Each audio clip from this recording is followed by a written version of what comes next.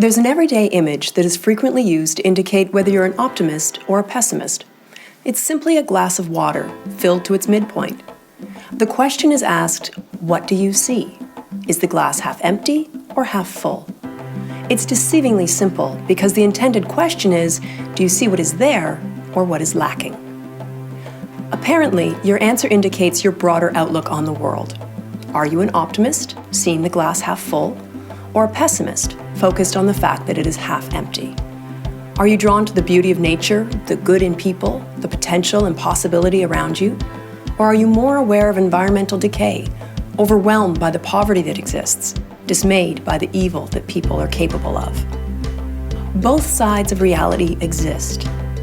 Here in the comfort of North America, we have the luxury of choosing where we'll focus our attention, choosing whether to see that glass half empty or half full.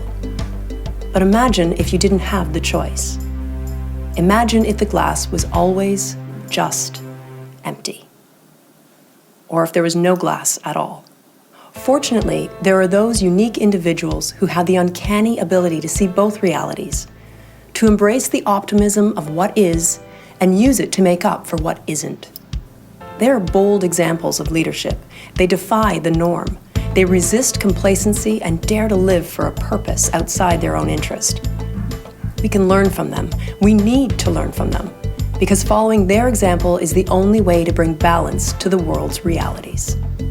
This is the story of Wells of Hope, and an invitation to join their quest for living water for those who thirst.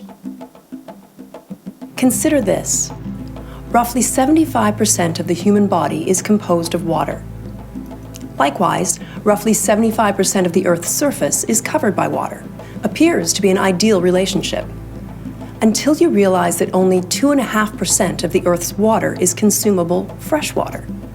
Less than 1% of it is accessible from lakes and underground. The rest is frozen. And 2/3 of that 1% is polluted beyond human health standards.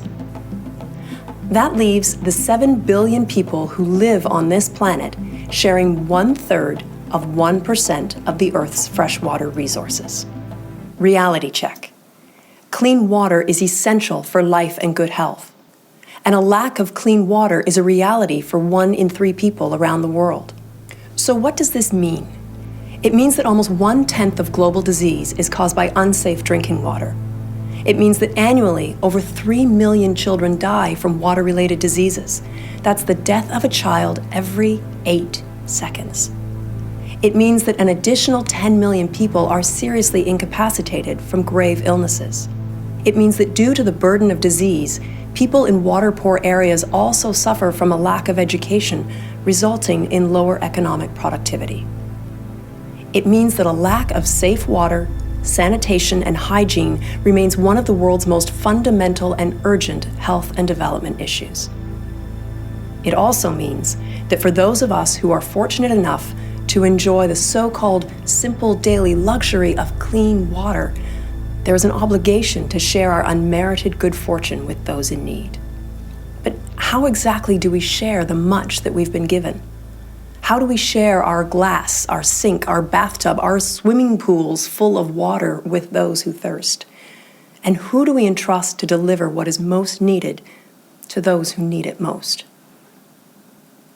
Wells of Hope was founded by Ted and Miriam van der Zam in response to the overwhelming need they witnessed firsthand while working alongside the poorest of the poor in Africa and Guatemala. Having met while serving separately in Africa, through a series of inspiring events, they joined their hearts, purpose, and lives in marriage in 1989. With a combined 14 years of service to poverty-stricken communities, they could have decided that they had done their part and chosen to leave the need behind and seek a comfortable married life in North America. While in St. Catharines, we were approached by some Guatemalans. Now, Miriam and I, we didn't know Guatemala at all. We've never been there before. We didn't know what the conditions were like. So before we could really give them an answer, we knew we had to go and see for ourselves. So we packed up our 4 young children at that time, and we lived in tents for a half a year, for 6 months, every 2 weeks moving to a different community. We were in this one particular community just before returning back to Canada, and all their shallow wells, all their hand-dug wells had dried up. Miriam and I, we couldn't just leave this community without trying to help them in some way. We had no drilling equipment like the ones that we were used to using in Africa, but all the wells were dry, and I knew that if we dug these wells deeper by hand, that we should be able to find more water. So I spent days digging this well, just using a pick head. It wasn't until the very last hour of the day, within my second week, that I started to see moisture coming out of the ground. Now, with seeing the moisture, I knew I had to dig really quick if I was to get the hole any deeper before the water came in. So I really cranked it up, started digging really fast, really deep. As a result, I lost vision in one of my eyes due to a combination of dehydration and exhaustion. When Miriam and I went home, we counted the cost of really providing water for this community, and it was very sad in a sense. If I had the proper equipment, none of this would have happened. There would have been no risk to life digging this hole 75 feet deep with no shoring, nor would I have lost an eye in the process.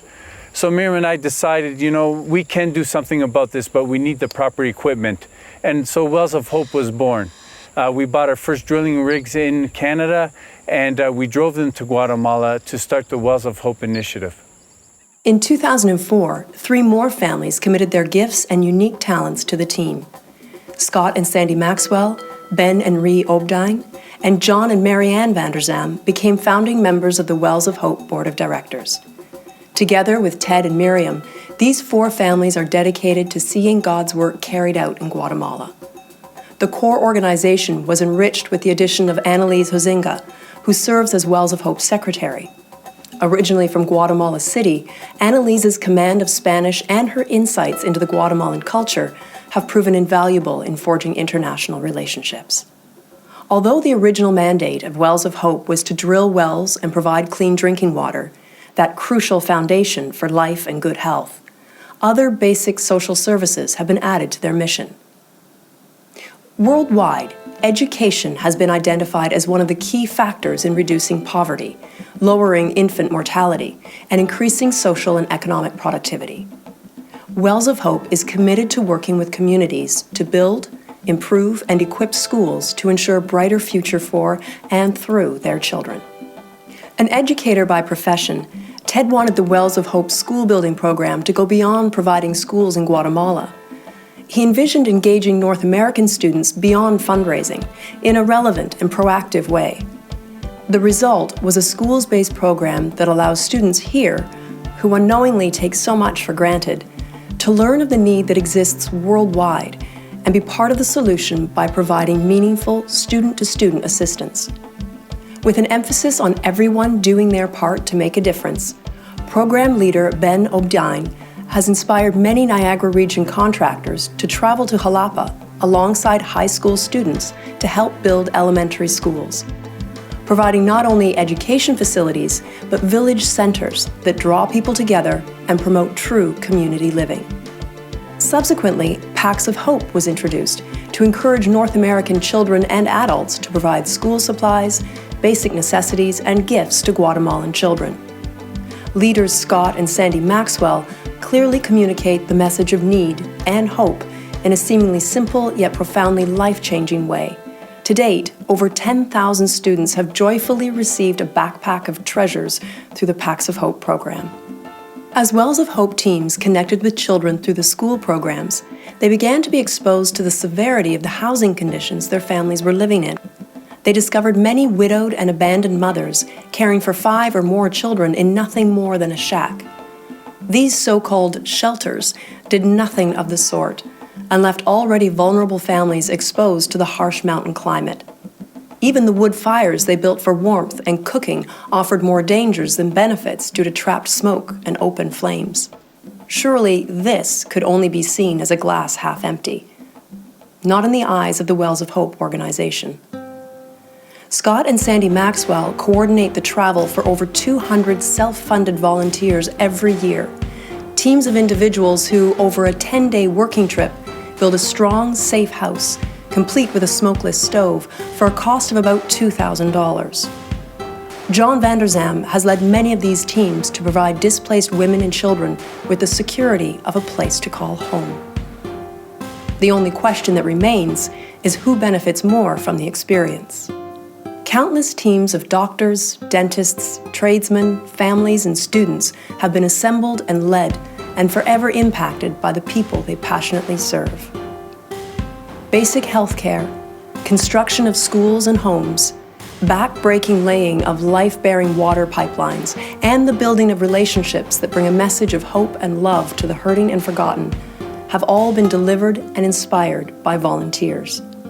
After years of accommodating visiting volunteers in a temporary tent city situated on borrowed land, Campo Esperanza, or Camp of Hope, was built in 2008. This permanent base not only houses the growing number of volunteers traveling to Guatemala through Wells of Hope, it allows them to maximize services and manage their many projects more effectively. Most importantly, Campo Esperanza allows Wells of Hope to act as a bridge for others to serve the poor, an essential and inspiring development. Despite all of these invaluable programs, the core mandate of Wells of Hope remains to drill wells and provide clean drinking water, because good health remains the foundation for everything else. But as the world's economy reveals, the greater the demand and the lower the supply, the higher the price tag. Wells of Hope started out with a $50,000 drill rig that was purchased with the help of numerous small fundraising initiatives organized by a handful of dedicated volunteers. Despite the huge sacrifice and good intentions, the rig proved to be no match against the deepest layers of Guatemala's volcanic rock. Not to be deterred, the growing number of committed members of Wells of Hope hit the fundraising trail again and purchased a heftier, albeit used, rig with an even heftier $350,000 price tag. Although this rig was able to reach the necessary depth of 1,000 feet to access fresh water, due to its age, it too proved to be inadequate against the harsh terrain. With increasing repair costs and decreasing productivity, it became clear that the old rig needed to be replaced. However, having now witnessed firsthand the impact of providing access to life-giving water, the team was more motivated than ever to make the program run efficiently. Finally, in 2004, Ted found a drill rig that could fulfill the demands of Wells of Hope at a prohibitive cost of $1.3 million. Not people to be deterred by seemingly impossible situations, the Wells of Hope Board of Directors put their faith into action and chose to trust in God. They looked to the value of their personal blessings and saw a powerful tool that would allow them to continue to serve. Against all prudent business advice, the members of the board put their personal assets on the line in order to acquire the bank financing for the rig, choosing to live the ancient adage and give without counting the cost. The investment is immense, both financially and practically, and is shared amongst many people both in North America and abroad. Each well alone represents approximately $60,000 US and a 3-year work commitment. You see, while the well is certainly foundational to a clean water system, it is not complete in itself. The drilling of each well is followed by the installation of a pump and concrete holding tanks to draw and safely store the clean water. Then, anywhere from 50 to 150 kilometers of trenches are dug by people from the local villages to run the pipes that bring fresh, life-giving water to the front doors of each household in the community. In the end, the total cost is in the neighborhood of $200,000. But that's nothing compared to the unimaginable human cost of not having undertaken the challenge. With so much financial investment required, fundraising is an important function of Wells of Hope. Budgets are prepared under the careful guidance of John, who along with Ben and Scott then help to oversee teams of volunteers in North America, who may never see the benefit of their efforts firsthand, to faithfully and creatively raise the money necessary to pay off the rig, fund programs, and support frontline workers with practical supplies and endless prayers. What the prudent business advice that the board received didn't bank on is that this investment has a return of a different kind, a return far more valuable than the economy of its invested dollars, hours, and talents. This investment has a return of health, education, smiles, security, community, faith, a future. And so the work continues. Wells are drilled, pipelines are laid, schools are built, homes are created, families are supported, communities are strengthened, hope is delivered, and lives are forever changed. But the work, the investment in the present and the future, depends on the commitment of individuals to contribute their time, treasure, and talent. Individuals who are extraordinary, not because of what they know, have, or do, but simply because they are able to see the glass half full and willing to trust in God to help them fill it to the brim.